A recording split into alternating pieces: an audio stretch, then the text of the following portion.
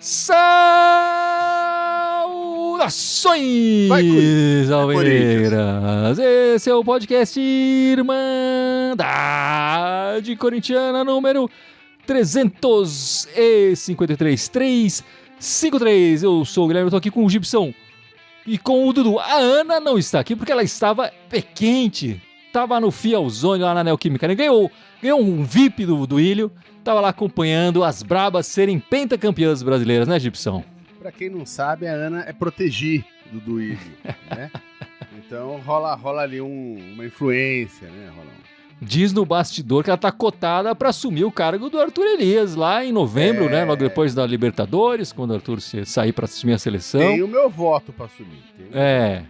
Tem gente que quer ela no masculino, mas enfim, tão na dúvida ali, né? Porque já que o Lucha também parece que tá de saída, né, Dudu?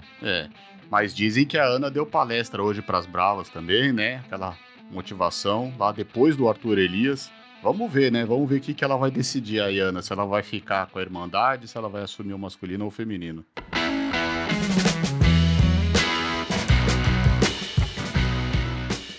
Então, bom, meus amigos, antes de começar a falar do Coringa, o feminino, que ganhou agora lindamente um pentacampeonato brasileiro, a gente precisa fazer um aviso, né, Gibson? Na semana que vem, o nosso podcast não será gravado de domingo para segunda-feira, como normalmente é feito às 7 da noite, né? A gente vai gravar ele depois da partida contra o Grêmio. A partida contra o Grêmio é na segunda, 9 da noite. A gente vai fazer uma live pós-jogo com gravação do podcast na segunda, portanto, às 11 tanto da noite. E assim o podcast vai ao ar de segunda para terça e não, como costumeiramente vai, de domingo para segunda-feira. É isso, Dudu? É isso mesmo. A gente conta com a presença de todos, mas vai ser por volta de umas 11h30 aí, 11h20. A nossa live, o nosso podcast no ar. Nossa live na segunda. Domingo é descanso. Domingo é day off pra gente. A gente precisa de descanso também. É isso, Gibson. Você precisa de um descanso, muito trabalho, hein? Cara, porque tá muito dura, cara. Então, melhor dar um tempinho. Mas vamos falar da mulherada agora, que é o que nos dá alegria nesses últimos tempos, né, de Corinthians. E, de novo, não falhou. Essas brabas não perdoam. Pentacampeãs brasileiras. Quantas finais? 7 finais? 7 finais consecutivas, cara. Desde 17 pra cá, na final. Perderam em 17, aí ganharam em 18. 19 perderam pra Ferroviária, que jogou com a gente hoje. E de lá pra cá, só vitórias. Só vitórias aí. Pentacampeãs.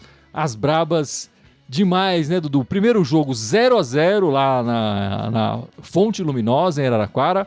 O segundo agora de virada na Neoquímica Arena. A Neoquímica Arena lotada. Quantas pessoas lá, Dudu? Você lembra? Qual, né? 42.326 pessoas pagantes, né? Só que eles colocaram 42.566 aí com o pessoal que trabalha tudo.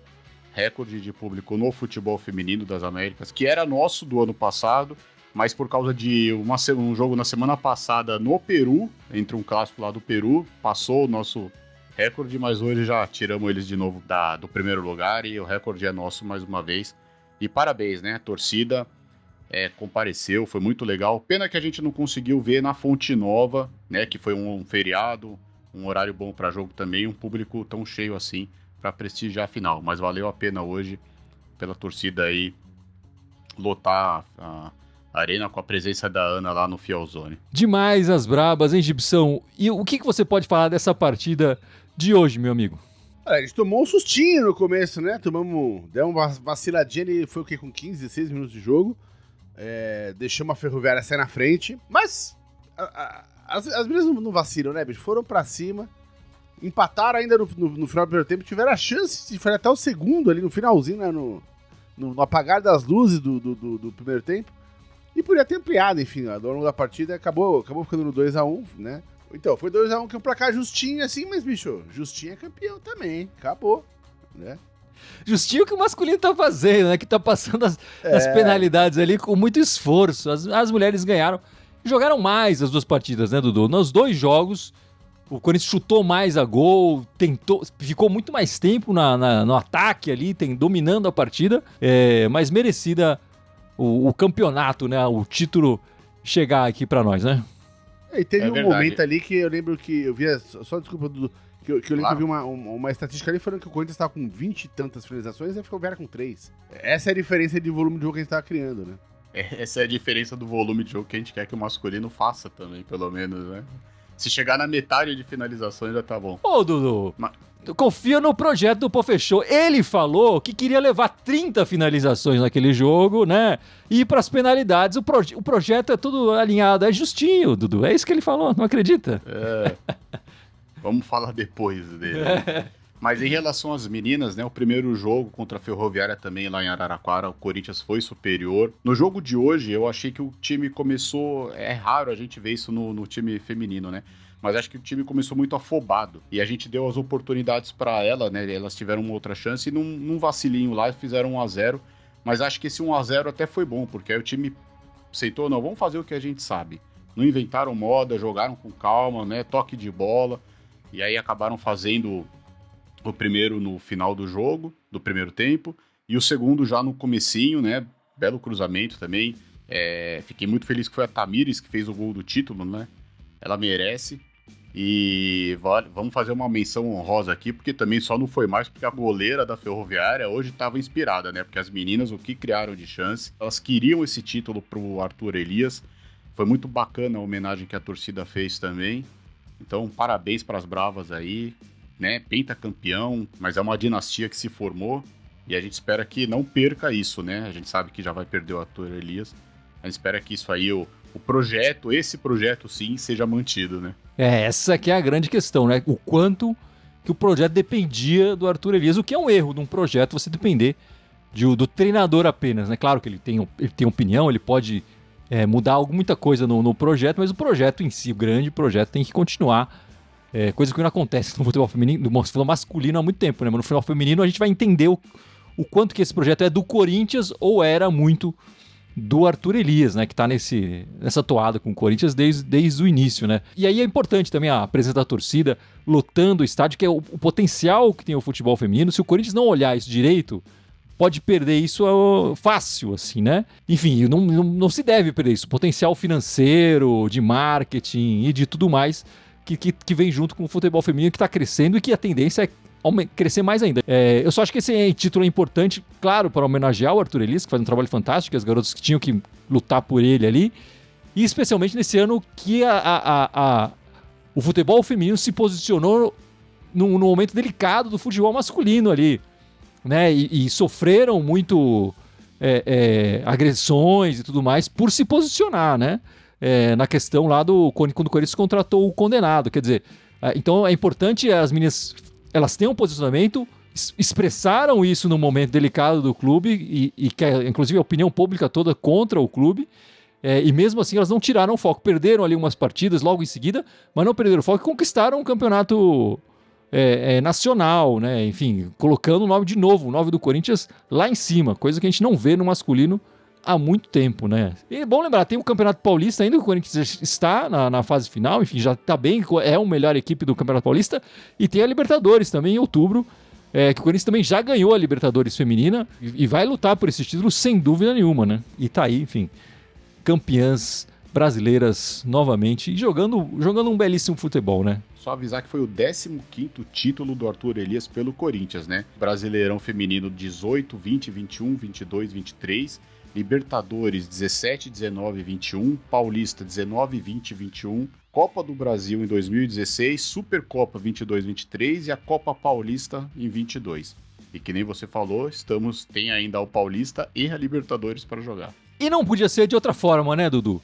As meninas agora com o campeonato, caneco debaixo do braço, vão querer dar uma relaxada, que chegar em casa, assistir um VHSzinho, né, Dudu? E elas vão na locadora do Dudu, que já é conhecida ali nos bastidores do Corinthians. Todo mundo vai na locadora do Dudu e pede uma dica de filme pro próprio Dudu ali, que dá as melhores dicas de filmes no bastidor do Corinthians. E que filme você vai indicar pras brabas aí, Dudu? Elas não vão ter muito tempo para relaxar, porque quinta ainda tem jogo pelo Paulista, mas deve ser o time reserva, né? Mas nesse momento eu indicaria pro elenco todo aí, pras bravas, aquele filme de 2016, Estrelas Além do Tempo, né? Que se passa em 1961, né, que tinha aquela Guerra Fria entre Estados Unidos e a União Soviética, onde, no caso, no filme, 3 mulheres trabalhavam na NASA e precisavam se superar, né? E tinha aquela questão racial ainda, onde brancos e negros não podiam trabalhar juntos, tudo. E 3 mulheres que trabalhavam na NASA, negras, elas se superam pela inteligência, pela capacidade, para poderem, né, ter uma liderança dentro da NASA. E eu escolhi esse filme porque são 3 mulheres, mas assim, querendo representar todo o elenco do Corinthians, porque essas meninas estão realmente à frente do tempo dos outros times. Tanto é que esse ano as competições foram mais difíceis porque os nossos adversários se reforçaram com as nossas jogadoras, né? Mas você vê que lá tem o projeto, né? Tem o pessoal que acredita. Então, assim como aquelas 3 mulheres negras que se superaram e viraram lideranças na NASA, o elenco todo conseguiu manter, conseguiu ficar unido, né? As jogadoras que não entraram na final podiam ter entrado, a jogadora que saiu substituída no primeiro tempo, que masculino, isso é um absurdo. Você viu que não houve reclamação, então parabéns para as bravas, elas realmente são estrelas além do tempo, e eu espero que elas continuem assim, né? Que essa caminhada possa ser seguida com muito sucesso, porque não só pelo Corinthians, mas que as mulheres hoje estão merecendo toda essa gratificação aí pelo futebol que vem sendo apresentado e conquistando cada vez mais lideranças dentro dele. Quem trabalha nesse filme, Dudu? Quais são as estrelas do filme? São a Tara J.P. Henson, a Otávia Spencer e a Yaneli Monae, que fazem as principais. Mas o filme ainda conta com participação do Kevin Costner, com a Kirsten Dunst e com o Jim Parsons e o Mahershala Ali, que chegou a ganhar o Oscar depois pelo Green Book também, né? Tá aí o filme das bravas aí para relaxar até o próximo campeonato, até a próxima final. Não, só lembrando, né, que nem eu falei, que o próximo jogo é quinta-feira do Paulista, às 9h, a última rodada, nós já estamos classificados em primeiro, é Corinthians e São Bernardo, acredito que vai ser um time reserva, né? Estamos invictos, o único time invicto, mas assim, nós vamos pegar o 4º colocado, né, na semifinal do Paulista. Se fosse hoje, a gente pegaria o Sem Mundial, mas a 5ª colocada é a Ferroviária. E o último jogo é Ferroviária e Sem Mundial em Araraquara. Pode ser que a gente faça aí praticamente 5 jogos, 4 seguidos com a Ferroviária, né? Bom, meus amigos, agora então vamos partir para aquela parte mais dolorida aqui do nosso podcast para falar do futebol masculino, certo? E o debate principal que acontece essa semana é a renovação ou não do Bruno Mendes, né? Já tá todo mundo falando que ele é carta fora do baralho, não vai renovar com o Corinthians, vai aceitar uma proposta melhor de outros clubes aí. Tem times do Sul interessados, tem os Urubus Cariocas. Gibson, o Bruno Mendes é tudo isso? Vai fazer falta? Vale um esforço a mais do Corinthians para renovar? Ou vida que segue? Na atual circunstância do time, eu acho que ele vai fazer falta, né? A gente não tem um reserva de lateral direito. Quem tem jogado na reserva do Fagner é ele, né? O Ramos tá lá encostado, reclamando de estar encostado, enfim, mas aparentemente não vai ter chance. Assim, se o Bruno Mendes vai sair, o time tem que pensar rapidinho nesse setor direito do campo, que vai ficar sem alternativa, né? E o Bruno, obviamente, ainda é zagueiro. A gente também não tá com zagueiro sobrando no time. Não sei, eu não sei, parece que ele pediu um salário grande pra ficar, eu não sei como é que tá o salário dele. Chega um ponto que, assim, depende do salário que ele pediu, ele pode estar indicando, quero sair. Pede um salário que ele sabe que o time não vai ser capaz de pagar. É um jeito elegante de sair sem crencas, enfim, sei lá, sem pedir demissão. Tudo vai mudar agora, enfim, vai ter eleição, vai entrar outra chapa, o técnico quase certeza vai mudar, né, na virada do ano. O clube, assim, a instituição em si tem que estar pensando já nisso. O que é difícil, a gente sabe. Porque assim, o Bruno Mendes é uma parte dessa equação. Essa equação é muito maior. O Bruno Mendes, além do salário, tá pedindo luvas, pelo que eu entendi, para renovar o contrato, né? E essas luvas também não são baratas. Ele tá pedindo um salário relativamente alto e luvas. E você, Dudu, como é que você vê essa situação do Bruno Mendes? Olha, eu concordo muito com o que o Gibson falou, né? O Corinthians contratou ele em 19 por 18 milhões e meio do Montevideo Wanderers do Uruguai. Aí depois o Corinthians acabou emprestando ele pro time do Sul, que é um dos interessados, né? E agora parece que os Urubus vieram com uma proposta forte para ele. Que nem o Gibson falou, na atual circunstância, ele acaba sendo fundamental pra gente, porque ele pode fazer tanto a lateral direita quanto a zaga. Nós estamos precisando de lateral direito e de zagueiro. Se você for ver hoje, quem a gente tem que joga na zaga? É o Lucas Veríssimo, que tem contrato até o meio do ano que vem. O Gil, que acaba. A gente tem o Caetano e o Bruno Mendes. Ele vai fazer falta, não que ele seja um baita jogador, mas na atual conjuntura do Corinthians, no sistema, a gente precisa dele, que ele pode jogar tanto na lateral direita quanto na zaga, né? Eu gostaria que ele ficasse, mas eu acredito que ele vai sair. Você falou quando que ele chegou, Dudu? 19. Ele tá no Corinthians desde 2019. Zagueiro, nunca se firmou na zaga do Corinthians. Recebeu muito mais chances na lateral, e é onde ele tem jogado ultimamente. Eu vou discordar um pouco de vocês. Eu acho que ele não vai fazer falta, não. Acho que o Corinthians precisa ir atrás de um lateral de fato. Ele improvisado na lateral é ok, mas é porque o nosso reserva é muito ruim, né? Nosso reserva, e a fase do Fagner também não é boa. O Corinthians precisa ir atrás de um lateral de fato. Precisa ir atrás de um zagueiro de fato que possa competir mais. O Bruno Mendes nunca chegou a, de verdade, ganhar de fato a posição de titular no Corinthians há tanto tempo jogando, né? E olha quantos zagueiros passaram pelo Corinthians desde 2019. E quantos zagueiros o Corinthians vendeu para o exterior desde 2019. E o Bruno Mendes sempre, com vários treinadores, sempre preterido na hora de entrar em campo. Então, assim, eu não acho que ele vai fazer falta. Hoje ele é importante porque a diretoria faz um trabalho terrível. E aí o Corinthians, o treinador, que já é uma raspa de tacho, tem que raspar o tacho dos jogadores e achar alguma coisa ali que se salva. E aí coloca ele ali. Se o trabalho fosse decente, o Bruno Mendes já teria sido emprestado de novo, já teria sido repassado de outra forma, enfim, não estaria aqui. Tenho muita simpatia por ele, mas não deu certo aqui. Paciência. Não renovando com o Bruno Mendes. Não renovando por opção do Bruno Mendes. O Corinthians fez proposta, mas se ele não quiser, vai embora. Ele não renovando. Negociação do Murilo, para mim, o Gil renovará no final do ano e vai ficar mais um ano. Mesmo. O Gil vai ficar, né? Eu não vejo outra possibilidade no Corinthians, né, Dudu? Também acho que não vejo essa possibilidade.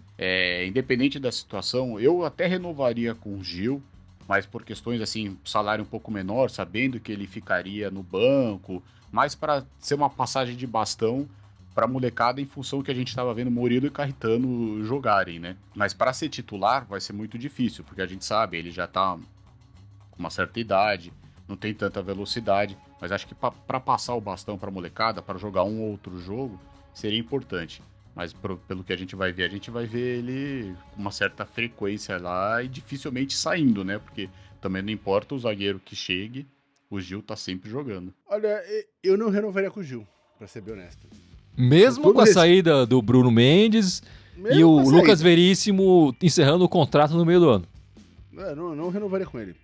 Eu acho que não vale mais o que a gente paga ele. Com todo respeito à carreira do Gil e a carreira do Gil no Corinthians, o cara é ídolo, mas pra mim não tá dando mais. As poucas atuações que ele faz boas não estão justificando as atuações ruins dele.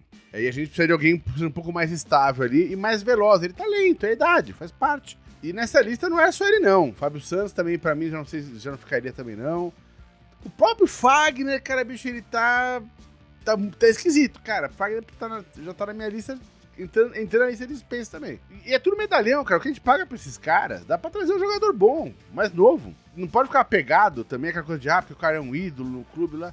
Cara, o Corinthians não é uma casa de repouso. Então eu prefiro apostar numa molecada mais jovem e liberar esses salários grandes do clube, cara. Esses salários grandes aí não estão rolando, não. Eu concordo com você, Gibson, toda a sua análise, mas diante das saídas que a gente viu, quer dizer, o Murilo, Bruno Mendes, provavelmente, enfim, quase certo, o Lucas Veríssimo com o contrato encerrando no meio do ano, e aí tem uma negociação para acontecer e tudo mais, a diretoria tá vendendo todo mundo. E aí o Gil, que até pela idade não tem tantos interessados assim, o Corinthians vai conseguiria manter, né, nesse sentido. Então eu acho que é quase que inevitável o Corinthians renovar com o Gil. Enfim, e agora vamos falar então também dessa outra coisa, desse outro boato que tá rolando aí, boato não, né, dessa outra conversa que tá acontecendo aí com o Renato Augusto, né, o Renato Augusto tão rolando que ele vai renovar por 2 anos, né. Eu acho que o Renato Augusto merece uma renovação, enfim, mas 2 anos, Gibson? Olha, eu até tava abrindo um link aqui pra ver a lista de salários do time. O Gil ganha 700 pau por mês. E, bom, pra falar do Renato Augusto agora, ele é um dos salários mais altos do time, ele ganha 800 paus por mês. Cara, com a quantidade de jogos que o Renato Augusto tem jogado, eu não pagaria 800 pau, na boa. Eu adoro o Renato Augusto, ele é um craque de bola. Mas não vale 800 pau por mês, cara. Não dá. Não tem sequência de jogos, né? Quando ele joga e consegue manter um ritmo em algumas partidas, o cara vai lá e decide partida, a gente sabe disso. Mas aí ele se machuca, foi 2 meses sem jogar, 1 mês sem jogar. Ele volta, o primeiro jogo, o segundo, esquisito ainda, porque tá voltando. Cara, na prática mesmo, a quantidade de jogos, se você for colocar no papel, o que ele traz pro time em relação ao que ele ganha, é pouco. Eu não vou nem falar do Eurobet, que ganhou 1,2 milhão pra não fazer um gol. Mas, cara, é difícil uma folha de salário dessa. E é um cara também que já tá com uma idade, enfim, né? Tem um histórico de lesão, né? O Renato Augusto, né? Então, cara, eu acho que tá na hora do Corinthians aproveitar que vai virar gestão e virar o time também, né? Com todo o respeito ao Renato Augusto, adoro ele, cara. Tá na hora do time fazer escolhas melhores de onde vai botar o dinheiro, de onde vai apostar o dinheiro. Então eu acho, assim, por mim, essa galera toda que tá com salários muito altos e que tá pra vencer contrato, tinha que sentar pra conversar e falar, ó, seguinte...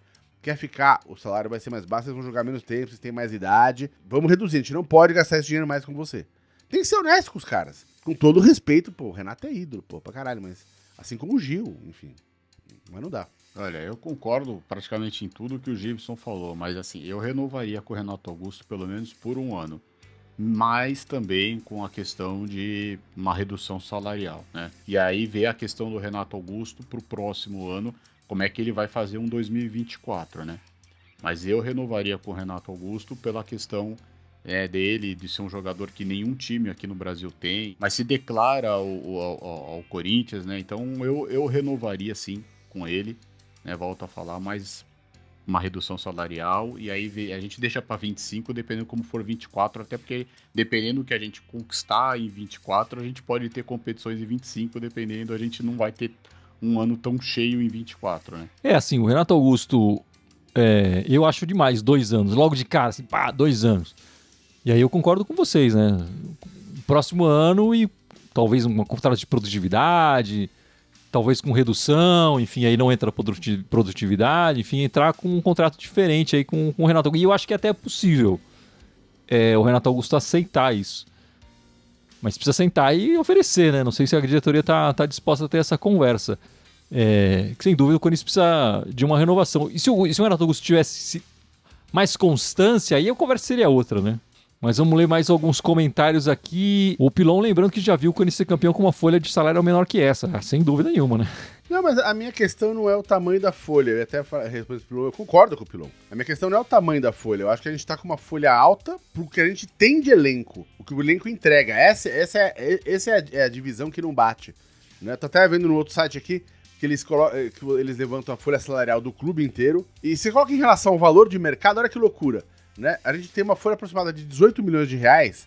Nosso elenco inteiro vale valor de mercado 500 milhões. Pelo levantamento desse site. O time de verde tem uma folha salarial de 20 milhões, ou seja, não é uma folha salarial muito acima da nossa. O elenco deles, valor de mercado, vale quase o dobro, 950 milhões. Né? Ou seja, eles estão pagando muito menos por valor de mercado por jogador que a gente está pagando o dobro. Porque a gente está pagando caro pro jogador velho, consagrado, que é ídolo, mas que não está entregando. Esse é o meu problema. Não é a folha salarial em si. É o que os jogadores com essa idade, com esse perfil, conseguem entregar. O que apareceu essa semana também é a história do... que o Lucha não vai...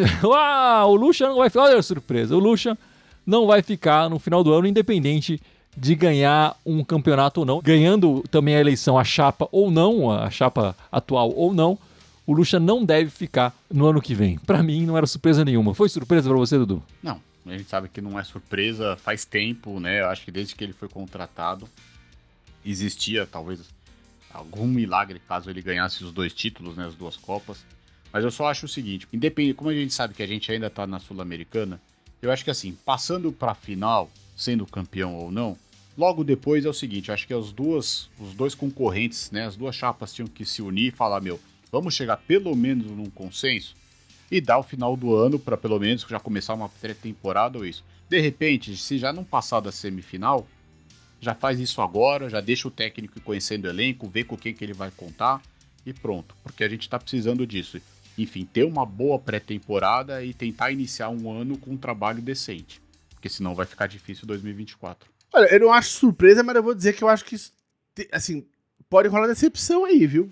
Você confia na palavra desses caras? Eu não confio na palavra desses caras, nenhum deles. Então, eu não duvido nada, né, que se o Lucha ganhar essa Sul-Americana e o time subir de produção brasileiro, por que eles ficariam? Porque é um nome que, pra eles, tem sua relevância, e o Lucha é barato no mercado. E entra na questão da financeira do clube de novo. Então, assim, eles vão, quero trazer tal técnico. Vai trazer tal técnico e pagar 1 milhão, 1,5 milhão? Vai ter essa grana pra fazer? Né? Se não tem pra trocar o time, não tem pra montar no técnico também. Então, eu não confio na palavra desses caras, na verdade. Eu acho que o Lucha tinha que sair também. Isso nem passa pra minha cabeça ele ficar. Mas eu não confio, acho que pode rolar uma surpresa aí. É que é o barato que sai caro, eu acho, né? É o barato que sai caro que a gente tá vendo em todas as pré-temporadas recentes do Corinthians. O Corinthians desperdiça a pré-temporada e aí depois sofre pra correr atrás no ano, né?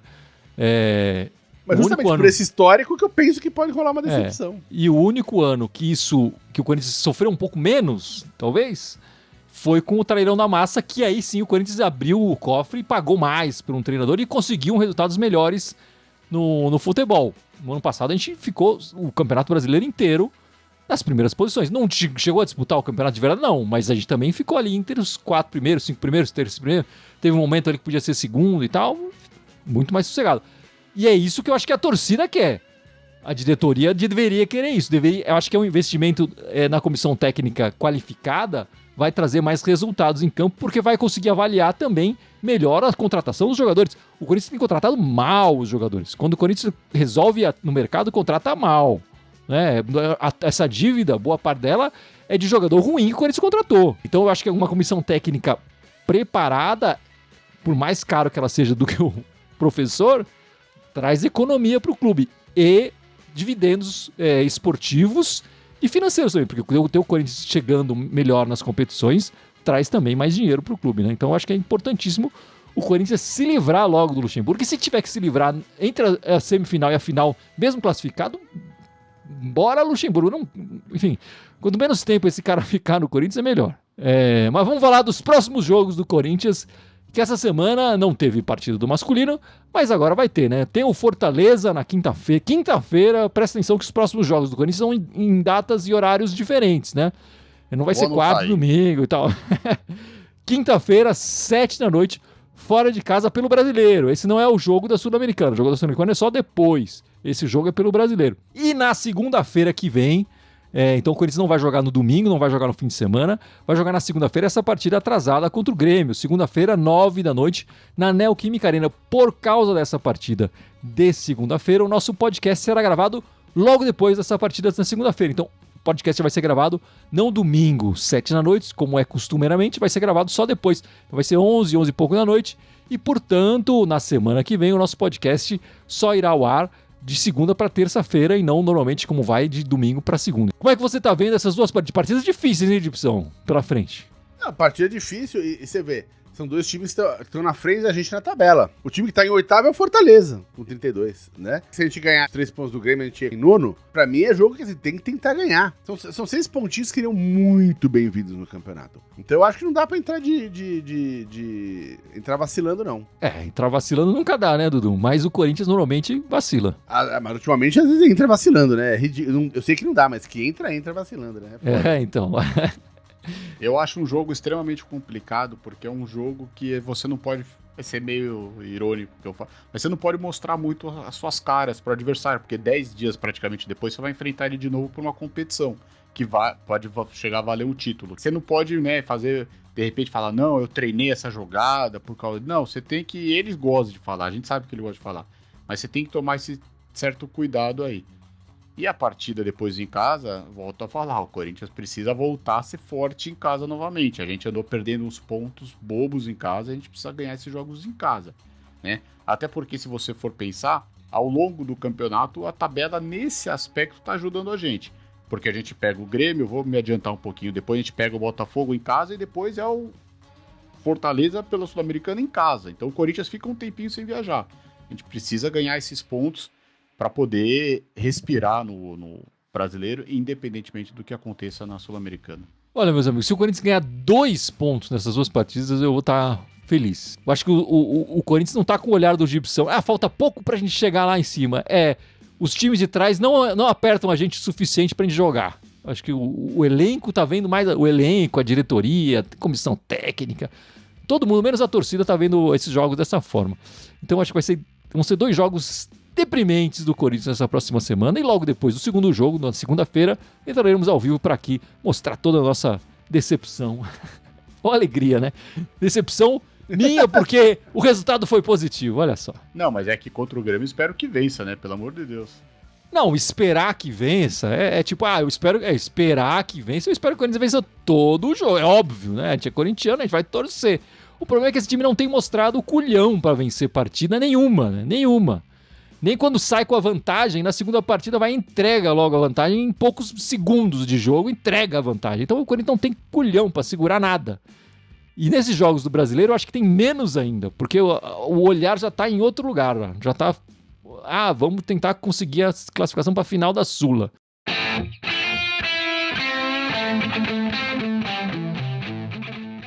Bom, meus amigos, então vamos encerrando mais essa live, mais este podcast 353.